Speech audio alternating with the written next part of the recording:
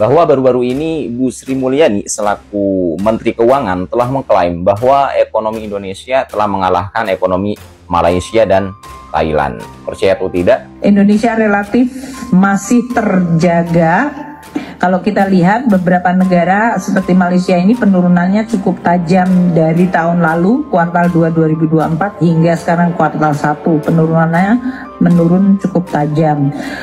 Ekonomi tumbuh tapi lapangan kerja tidak tumbuh karena modal sebagai unggulan, sehingga sekarang ini 9,8 juta generasi Z tidak sekolah, tidak bekerja. Cari pekerjaan sekarang susah.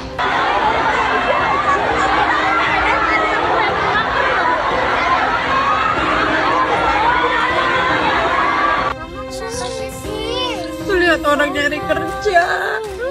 Kejadiannya di Kabupaten Bekasi, lowongannya buat 2.000 orang, yang mau lamar kerja sampai 25.000 orang. Mana tanggung jawab pemerintah yang katanya mau buka lapangan pekerjaan sampai belasan juta? Mana gebrakan pemerintah yang katanya mempersiapkan bangsa buat menjadi Indonesia maju? Artinya ada yang tidak fair. Jadi selama ini pengelolaan ekonomi kita ini sesuatu yang tidak benar. Ekonomi Indonesia tuh lagi nggak baik-baik aja. Kondisi ekonomi politik yang nggak stabil membuat investor asing tuh jadi jauh dari Indonesia. Jadi kalau ditanya, terus investor asing milih kemana bang? Ya jelas lebih milih ke Malaysia karena iklim ekonominya dianggap lebih aman. Pantas aja Malaysia itu bisa sejahtera kan?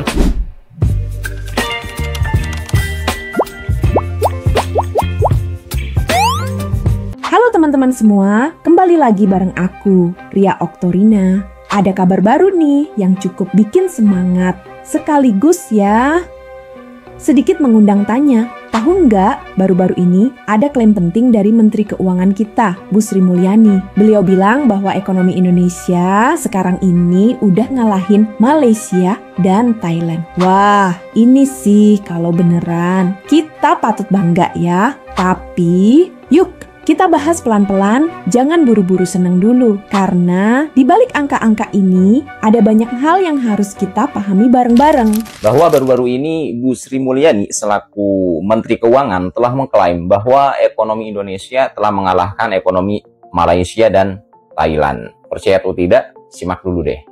Mungkin saya ulang sekali lagi, growth untuk kuartal 1 2025 4,87, kalau digunakan satu digit adalah 4,9%. Beberapa negara yang sudah mengumumkan growth kuartal 1, kita lihat di sini, Indonesia relatif masih terjaga.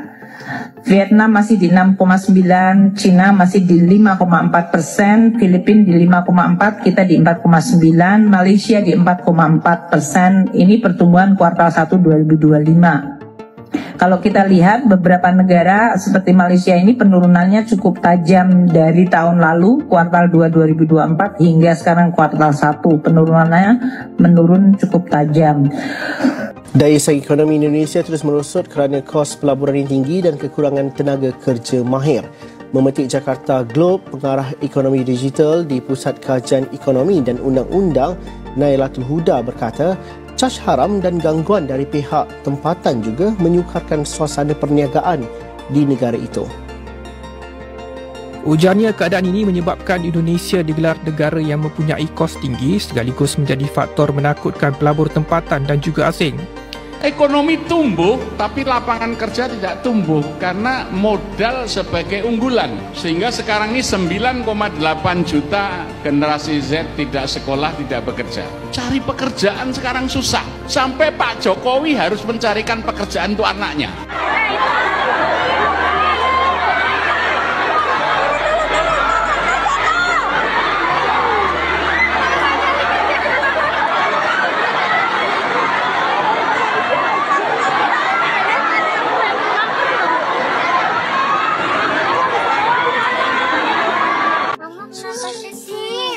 Lihat orang nyari kerja. Jangan sedih, aku mau lap air. Ini mama lap sendiri. Siapa yang tahu, siapa yang mau, kau di sana, aku di sana. Miris lihat anak-anak muda, anak-anak bangsa kita yang harusnya dapat kemewahan dan juga kemudahan buat mengejar cita-citanya, tapi justru harus baku pukul sama pencari kerja lainnya. Di sisi lain, ada anak-anak orang kaya yang dengan happy-nya pakai jalur orang dalam. Kejadiannya di Kabupaten Bekasi, lowongannya buat 2.000 orang, yang mau lamar kerja sampai 25.000 orang. Mana tanggung jawab pemerintah yang katanya mau buka lapangan pekerjaan sampai belasan juta? Mana gebrakan pemerintah yang katanya mempersiapkan bangsa buat menjadi Indonesia maju? Yang kita tahu, anak muda ya jadi investasi paling besar buat menggapai Indonesia Emas 2045. Jangankan untuk berlomba-lomba menciptakan sesuatu, untuk mencari makan buat keluarganya aja mereka kebingungan harus dari mana. Alhamdulillah, ekonomi Malaysia tumbuh sebanyak 4.4% pada suku pertama tahun ini. Pertumbuhan ini banyak disumbang oleh perbelanjaan anda semua, rakyat Malaysia. Bila anda yakin ada kerja, ada pendapatan, anda berbelanja kan? Ini yang gerakkan ekonomi kita dari bawah. Selain itu, pelaburan pun makin rancak. Ramai pelabur, baik dari dalam atau luar negara, yakin dengan potensi Malaysia dan meneruskan projek mereka di sini. Jadi, apa peranan MITI dalam cerita ini? Bila kita sebut pasal pelaburan, ekspor, industri, itulah tugas harian MITI. Kita di MITI kerja keras tarik lebih banyak pelaburan berkualiti, terutamanya dalam sektor strategik macam ENI. Hasilnya, ekspor ENI kita kekal kukuh dan jadi penyumbang utama pertumbuhan. Bila pelaburan masuk, kilang buka, ekspor meningkat. Ini bermakna lebih banyak peluang pekerjaan untuk rakyat, lebih banyak peluang perniagaan untuk syarikat tempatan, terutamanya PKS kita. Memang ada cabaran di peringkat global, macam isu tarif timbal balas Amerika Syarikat, tapi kita di MITI sentiasa pantau dan ambil langkah perlu untuk pastikan perniagaan kita terus berdaya saing di peringkat antarabangsa. Strategi kita mudah. Pertama, selain berunding dengan Amerika Syarikat, kita cari dan kembangkan pasaran baru untuk jual barang-barang buatan Malaysia. Jangan bergantung pada pasaran lama sahaja. Kedua, kita kuatkan ekonomi dalam negara. Inilah reformasi ekonomi madani. Fokus kita nak pastikan ekonomi ini stabil, wujudkan lebih banyak peluang kerja dan perniagaan yang bagus dan bantu rakyat hadapi kos sara hidup. Kerajaan akan terus bekerja keras untuk pastikan ekonomi kita terus tumbuh, stabil dan hasilnya dapat dinikmati oleh semua rakyat. Terima kasih atas sokongan anda. Sama-sama kita bangunkan ekonomi Malaysia. Malaysia adalah negara ketiga terkaya dekat Asia Tenggara. Itu kalau menurut International Monetary Fund ataupun IMF. Jom kita bincangkan benda ni. Menurut IMF, Malaysia berada di tangga ketiga negara yang paling kaya dekat Asia Tenggara ni, di belakang Singapura dan juga Brunei. Sementara dekat belakang kita pula ada Thailand dan juga Indonesia. So persoalannya, macam mana dia ukur kekayaan ni? Dia ukur kekayaan ni melalui apa yang kita panggil sebagai GDP per capita. Kita dekat Malaysia sekitar $14,423 ataupun bersamaan dengan 61,903. Dan ini mengatasi Thailand, Indonesia dan purata ASEAN lah. Kalau kita ikut angka kasar, Malaysia juga melepasi purata Asia Pasifik yang menunjukkan ekonomi kita dalam keadaan yang baik lah. Walaupun pengumuman daripada IMF ni boleh dikatakan membanggakan kita lah sebagai rakyat Malaysia, yang kita ni bukannya calang-calang dekat tempat ketiga, babe. Tapi yang penting untuk kita tahu adalah GDP per capita ni bukan saja ukuran penuh kekayaan rakyat. Dia adalah satu angka yang mana dibahagi jumlah ekonomi negara dengan jumlah penduduk tanpa lihat agihan pendapatan sebenar. Dalam kes Malaysia ni, kita ada beberapa isu lagi lah. Contohnya macam masalah ketaksamaan, jurang bandar dan juga luar bandar, etnik dan juga kelas sosial yang dikatakan masih lagi melebar. Jadi walaupun angka per kapita tu tinggi, ramai rakyat Malaysia yang masih lagi berdepan dengan isu-isu macam ni lah. Dan korang pun ingatkan sebelum ni, ada satu komentator daripada US iaitu Bill O'Reilly yang dia kecam Malaysia lah, bukan sekali tapi dua kali. Dan Bill O'Reilly ni dia menggunakan ukuran GDP per capita. That's why kita tak boleh ambil GDP per capita ni semata-mata untuk melihat sama ada kita betul-betul kaya ataupun tidak. Dia adalah satu angka yang bersifat makro.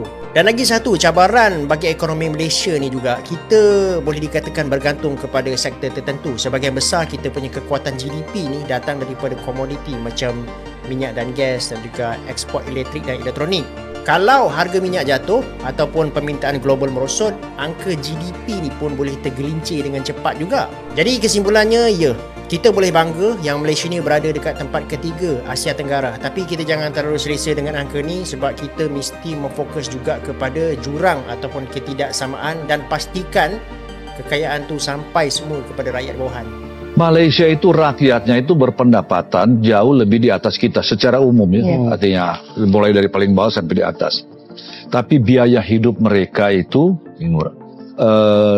Hanya 1/2 atau 1/3 dari kita. Contoh ini, jalan tol yang panjang saya drive sendiri saya tahu 485 km bayar uang rupiah ini kalau dirupiahkan 170.000. Kita ke Semarang hampir 500.000, lebih pendek 100 sekian. Namanya BBM, dia juga impor kan. BBM di sana RON 95 dan yang benar. Bukan RON 95. Itu 7.000 sekian. Kita RON 92. 190 ya. Makan murah, pendidikan, pengobatan.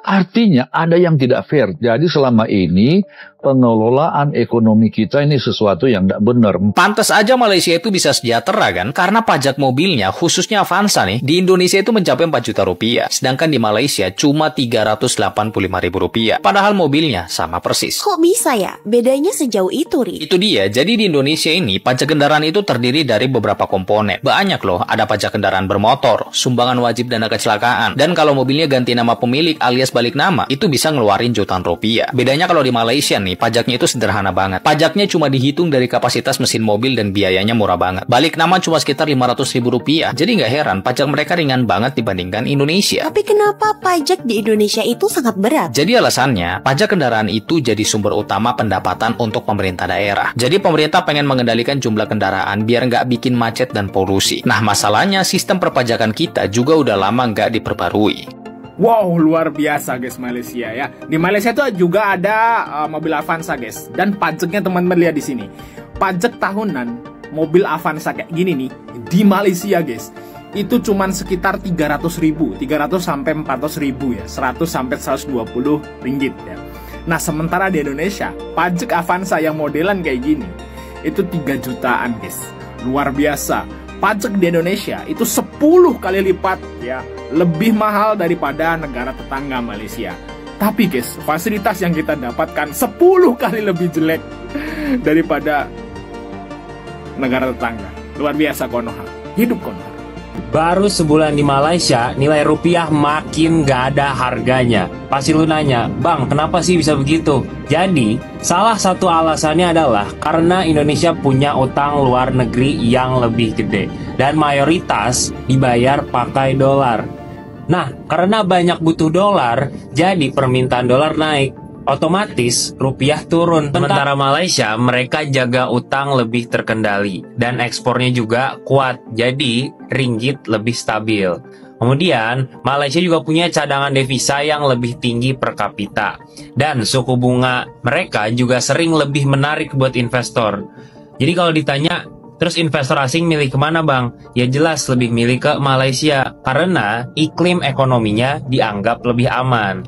Jadi, bukan cuma soal angka, tapi juga soal kepercayaan. Gimana menurut kalian? Apa yang bisa Indonesia benahi biar mata uang kita nggak lemah terus? Per hari ini, 1 ringgit udah hampir 3.800 rupiah. Padahal di tahun lalu gue inget banget 1 ringgit udah nyampe 3.400 rupiah. Bahkan sempat di 3.200 waktu ringgit lagi jatuh-jatuhnya. Jadi dalam waktu 1 tahun aja, perbedaannya tuh udah hampir 600 rupiah. Dan jangan bilang ini perbedaan yang kecil, karena kalau kalian transaksi dalam 10.000 ringgit aja, perbedaannya itu udah hampir 6 juta rupiah. Besar kan? For my Malaysian friends yang nak bercuti di Indonesia, this is the perfect time for you. Sebab korang boleh shopping banyak-banyak barang. But this is the bad news for my Indonesian friends, karena Indonesia lagi nggak baik-baik aja. Kurs rupiah tuh terus turun dan ini mengindikasikan bahwa ekonomi Indonesia tuh lagi nggak baik-baik aja. Kondisi ekonomi politik yang nggak stabil membuat investor asing tuh jadi jauh dari Indonesia. Salah satu akibatnya kurs rupiah ini jadi turun. Kebijakan pemerintah tuh sekarang sangat-sangat penting dan sangat menentukan. Tapi yang kita lihat apa? Sekarang kebijakan pemerintah justru kontroversial. Oh, masih ada yang bilang Indonesia baik-baik aja. Gue mau tanya, indikator baik-baik aja tuh dari mana? Apakah dari orang yang masih banyak di mall dan orang masih banyak mudik? No, we can say that Indonesia baik-baik aja karena itu. Karena gue ngeliatin banget kurs rupiah tuh bener-bener